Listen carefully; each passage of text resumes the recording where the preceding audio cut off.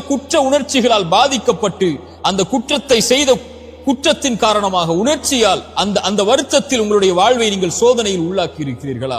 எத்தனையோ நபிமார்கள் பாவம் செய்திருக்கிறார்கள்.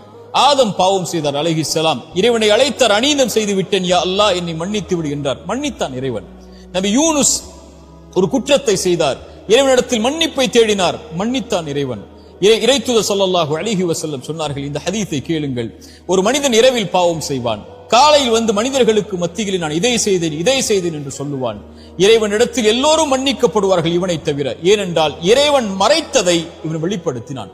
இறைவன் மறைத்து இவனை இந்த பாவத்திலிருந்து நீக்க வேண்டும் என்று நினைத்தான். ஆனால் இவனோ வெளிப்படுத்தி அதை தொடர்கிறான் என்று இறைத்தூதர் ஸல்லல்லாஹு அலைஹி வஸல்லம் சொன்னார்கள். இறைமறை என்ன சொல்கிறது? ஒரு மனிதன் பாவம் செய்கிறான், அந்த பாவத்திலிருந்து மீள்கிறான், ஈமான் கொண்டு இறை நம்பிக்கை கொண்டு நல்ல அமல்களை செய்தென்றால் அவன் செய்த பாவங்கள் அனைத்தையும் அவன் பாவ மன்னிப்பை தேடியதற்கு பிறகு நன்மைகளாக அவனுடைய புத்தகத்தில் மாற்றுகிறான் இறைவன். ஏன்? அந்த பாவத்தின் வாட்டத்தில் அவன் இருந்துவிடக் கூடாது என்பதற்காக.